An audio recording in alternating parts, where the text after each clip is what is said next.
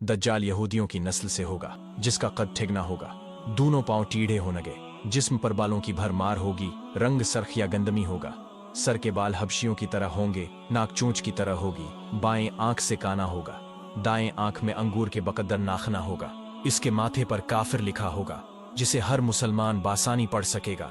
इसकी आंख सुई होगी मगर दिल जागता रहेगा।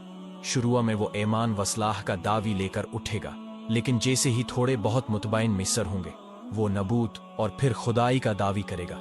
इसकी सवारी भी इतनी बड़ी होगी कि इसके दोनों कानों का दरमियानी फासला ही 40 गुज का होगा।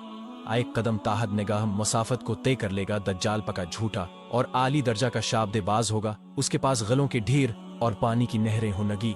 जमीन में मदफून तमाम खजाने बाहर निकलकर शहद की मक्खियों की मानंद इसके साथ हो लेंगे। जो कबीला उसकी खुदाई पर ईमान लाएगा, दज्जाल उस पर बारिश बरसाएगा, जिसकी वजह से खाने पीने की चीजें अबल पड़ेंगे, दरख्तों पर फल आ जाएंगे। कुछ लोगों से आकर कहेगा कि अगर मैं तुम्हारे माँ बापों को जिंदा कर दूं तो तुम क्या मेरी खुदाई का इकरार करोगे? लोग इस बात में जवाब देंगे, आप दज्जाल के शैतान इन लोगों के माँ बापों की शक्ल लेकर नमूदार होंगे। नतीजतन बहुत से अफराद ईमान से हाथ धो बैठेंगे। उसकी रफ्तार आंधियों से ज्यादा तेज और बालों की तरह रवां होगी। वो करशमों और शाब्दबाजियों को लेकर दुनिया के हर चिपे को रौंदेगा। तमाम दुश्मनानी इस्लाम और दुनिया भर के यहूदी अमत मुस्लिमा के बगद में उसकी पश्त पनाही कर रहे होंगे। वो मक्का मौज़मा में घुसना चाहेगा, मगर फरिश्तों की पहरादारी की वजह से उधर घस न पाएगा। इसलिए नामराद वज़लैल होकर वापस मदीना मनूरा का रुख करेगा। इस वक्त मदीना मनूरा के 7 दरवाजे होंगे और हर दरवाजे पर फरिश्तों का पहरा होगा। लिहाजा यहां पर भी मुनाकी खानी पड़ेगी।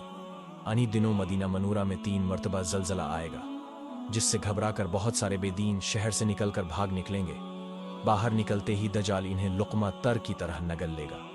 आखिर एक बुजुर्ग इससे बहस और मुनाजरा के लिए निकलेंगे और खास इसके लश्कर में पहुंचकर उसकी बाबत दरियाफ्त करेंगे। लोगों को उसकी बातें शाक गुजरेंगी, लिहाजा उसके कत्ल का फैसला करेंगे। मगर चंद अफराद आड़े आकर ये कहकर रोक देंगे कि हमारे खुदा दज्जाल की इजाजत के बगैर इसको कत्ल नहीं किया जा सकता है। चुनांचा इस बुजुर्ग को दज्जाल के दरबार में हाजिर किया जाएगा, जहां पहुंचकर ये बुजुर्ग चला उठेगा कि मैंने पहचान लिया कि तो ही दज्जाल मलून है और रसूलुल्लाह सल्लल्लाहु अलैहि वसल्लम ने हमें तेरे ही खुरूज की खबर दी थी।